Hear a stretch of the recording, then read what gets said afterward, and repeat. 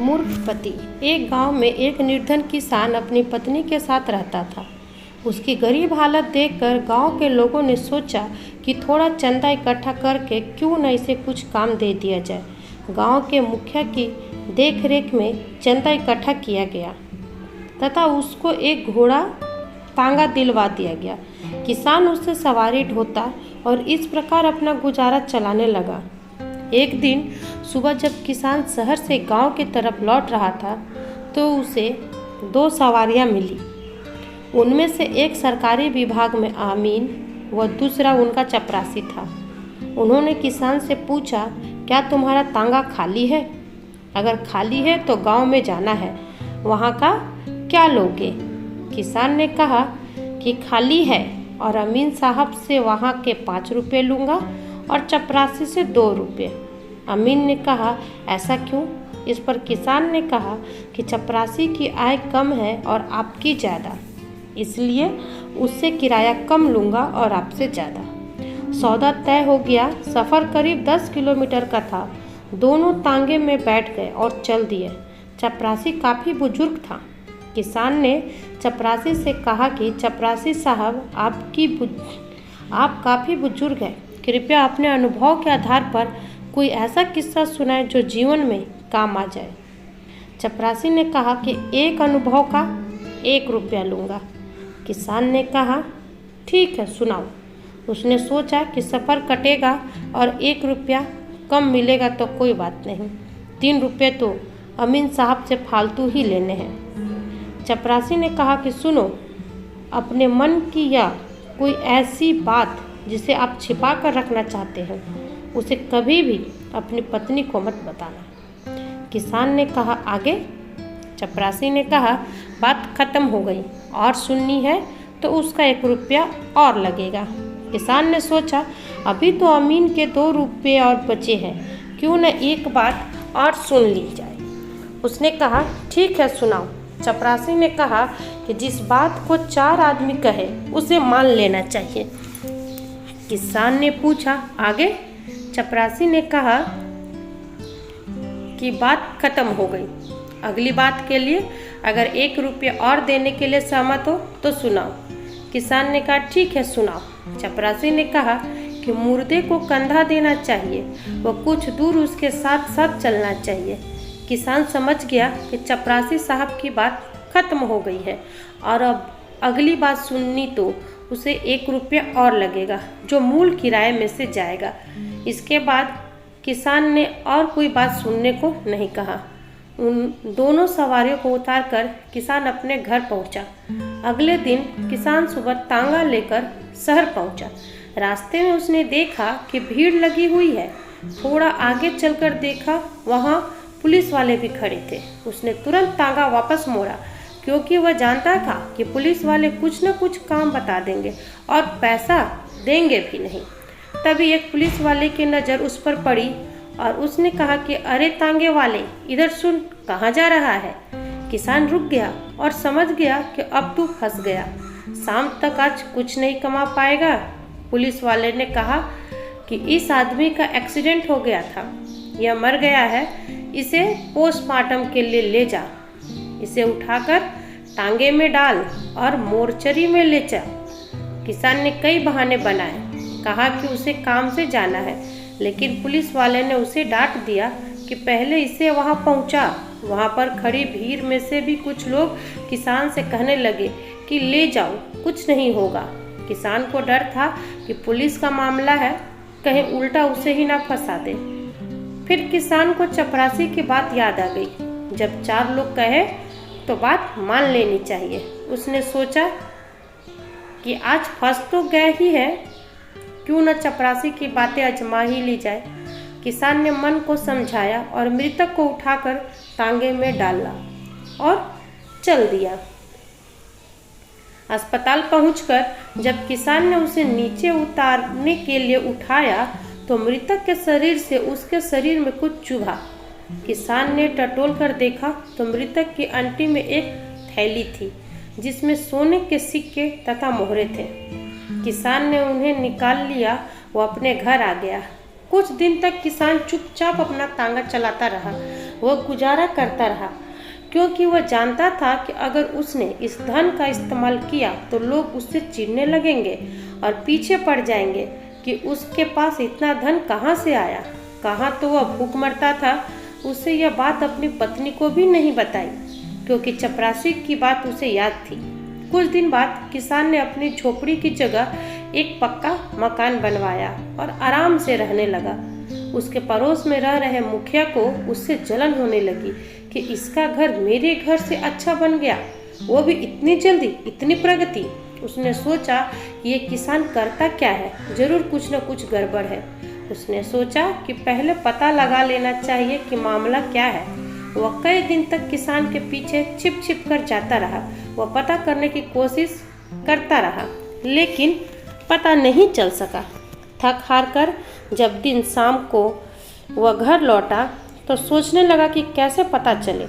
तभी मुखिया की पत्नी अपने मैके से आई। उसने देखा कि उसके पड़ोस में इतना अच्छा मकान बन गया है। जब उसे पता चला कि यह किसान का मकान है तो उसे भी जलन हुई। वह आकर मुखिया पर लाल पीली हुई कि सुबह से शाम तक 2 किलो तंबाकू हुक्के में भरकर लोगों को पिलाते हो, कुछ करते न धरते हो। देखो किसान ने कितनी जल्दी इतनी तरक्की की है, क्यों न तुम भी शहर जाकर कोई काम करो। मुखिया ने अपनी पत्नी से कहा कि वो खुद परेशान है। कई दिन कोशिश की लेकिन पता नहीं चला कि किसान आखिर करता क्या है। उसकी पत्नी ने कहा, ठीक है, यह मैं पता करके बताऊंगी। अगले दिन जो ही किसान तांगा लेकर घर से निकला, मुखिया की पत्नी तुरंत किसान के घर पहुंच गई और किसान की पत्नी की झूठी तारीफ करके उसे रिझाने लगी। बहन, तुम्हारे कुंडल बहुत अच्छे हैं, तुम्हारे गले में यह हार बहुत सुंदर लग रहा है, तुम्हारी साड़ी बहुत अच्छी है। इतनी तारीफ सुनकर किसान की पत्नी फूली नहीं समा रही थी। बस फिर क्या था, उसने मुखिया की पत्नी को बिठाया और कहा, बैठो बहन, तुम तो दिखाई नहीं देती हो, यह तो तुम्हारा ही घर है, आती रहा करो। अच्छा बताओ क्या खाओगी। फिर किसान की पत्नी दूध ले आई और दोनों दूध पीते पीते बातें करने लगी। तभी मुखिया की पत्नी ने धीरे से कहा, अगर तुम बुरा न मानो तो बहन एक बात कहूँ। किसान की पत्नी ने कहा, कहीं अपने का कोई बुरा मानता है। बस फिर क्या था, मुखिया की पत्नी ने शुरू कर दिया खेल। उसने कहा, देखो तुम्हारे पास सारे सुख है, परंतु तुम्हारे पति एक चीज को छोड़कर। उसने पूछा, क्या। मुखिया की पत्नी ने कहा, तुम्हारे पति तुम्हें अपनी बातें नहीं बताते कि वो क्या करते हैं, कैसे पैसे कमाते हैं, और हमारे मुखिया जी मुझसे पूछे बगैर कोई काम नहीं करते और शाम को आते ही 1-1 मिनट का हिसाब देते हैं। किसान की पत्नी ने कहा, चिंता न करो बहन, आज से मेरे पति भी 1-1 मिनट का हिसाब देंगे। शाम को किसान जब घर लौटा तो उसकी पत्नी ने खाना नहीं बनाया था और तैयार बैठी थी। उसका चेहरा देखकर किसान भी समझ गया कि आज कोई बात जरूर है। किसान ने पूछा, क्या बात है, तबीयत तो ठीक है।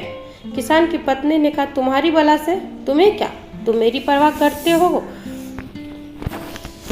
किसान को शक हो गया कि कोई चक्कर जरूर है। उसने कहा, बताओ तुम्हारी परवाह कैसे नहीं करता। पत्नी ने कहा कि तुमने मुझे आज तक नहीं बताया कि इतना पैसा कैसे और कहां से आया जिससे यह मकान बनवाया, और तुम तांगा चलाने के अलावा और क्या करते हो। अब किसान का शक यकीन में बदल गया कि जरूर कोई मेरी असलियत मेरी पत्नी के जरिए जानना चाहता है, लेकिन उसे चपरासी की बात याद थी। उसने कहा, पूछो, क्या पूछना चाहती हो। उसकी पत्नी ने कहा कि पहले तो यह बताओ कि तुमने इतना धन कहाँ से पा लिया जिससे यह घर बना है। किसान समझ गया कि हो ना हो यह उसके पड़ोसी मुखिया की चाल है। किसान जानता था कि वह मूर्ख अपनी पत्नी के कहने पर चलता है। उसने सोचा और अपनी पत्नी से कहा कि देखो, मैं तुमसे बहुत प्यार करता हूँ और मैं तुम्हें दुखी देखना नहीं चाहता, इसलिए मैंने तुमको अपने बारे में कुछ नहीं बताया। तुम मेरे कष्टों के बारे में सुनकर दुखी हो जाओगी, परंतु जब तुमने जिद कर ली है तो मैं आज तुम्हें सब कुछ बताता हूँ। किसान ने कहा, देखो किसान, किसी को बताना नहीं। मैं सुबह तांगा लेकर शहर में जाता हूँ। वहाँ पर थाने के सामने एक आदमी है, वह 5 रुपये देकर एक जूता मारता है। मैं रोजाना वहाँ जाता हूँ। शहर के बड़े बड़े धनवान लोग भी वहाँ आते हैं। बहुत लंबी लाइन लगी रहती है। मैं भी उस लाइन में लग जाता हूँ और 50 जूते लगवाता हूँ तथा थोड़ी देर सुस्ताने के बाद फिर लाइन में लग जाता हूँ, फिर 50 जूते लगवाता हूँ। इस तरह से 500 रुपये प्रतिदिन कमाकर इकट्ठा किया है यह सब धन। पत्नी ने सोचा कि मैं भी कितनी मूर्ख हूँ, मेरा पति कितना परिश्रम करके आया और मैंने उसके लिए खाना भी नहीं बनाया। किसान मन ही मन खुश था कि मुखिया को अब जरूर सबक मिलेगा। किसान जल्दी से खाना खाकर सोने का बहाना कर लेट गया। उसकी पत्नी तुरंत मुखिया के घर पहुंची और सारी बात बताकर कहने लगी कि मेरे पति मुझसे कोई बात नहीं छिपाते। मुखिया की पत्नी ने कहा, सच कहती हो बहन, तुम बड़े नसीब वाली हो। शाम को मुखिया घर आया। उसकी पत्नी ने आते ही सारी बात बताई और कहा कि तुम तो शरीर से भी किसान से ठीक हो। वह एक बार में 50 जूते लगवाता है, तुम तो 100 लगवा सकते हो। अब तो हम भी जल्दी ही पैसे वाले बन जाएंगे। दोनों इस तरह की बातें करते करते सो गए। सुबह उठकर मुखिया की पत्नी ने खाना बनाया और कपड़े में लपेटकर मुखिया के हाथ में दे दिया और कहा कि जाओ तुम भी देख के आओ। मुखिया बाजार खुलने के समय से पहले ही शहर पहुंच गया और थाने के सामने पहुंचकर उस आदमी को तलाशने लगा। मुखिया को यह डर था कि लाइन ज़्यादा लंबी न लग जाए, इसलिए वह इधर उधर देख रहा था। उसने थाने के दीवार के ऊपर से थाने के अंदर झांक कर देखा। 2-3 बार ऐसा करने पर थाने में खड़े संतरी को उस पर शक हुआ। उसे बुलाकर उसने पूछा क्या बात है तथा उसकी तलाशी ली। मुखिया ने बताया कि मैं उस गांव का मुखिया हूँ और यहाँ कोई आदमी 5 रुपये देकर जूता मारता है, मैं भी उसके पास जूता लगवाने आया हूँ। सिपाही ने सोचा कि कोई पागल है, ऐसे जाने वाला नहीं। उसने कहा कि मारता तो है, यही सामने था, पर आज उसने रेट कम कर दिया है, इसलिए ग्राहक वापस चले गए हैं। मुखिया ने पूछा कितने कम हो गए हैं आज रेट? सिपाही ने कहा कि आज वह 1 रुपया देकर 5 जूते मारने का रेट दे रहा है।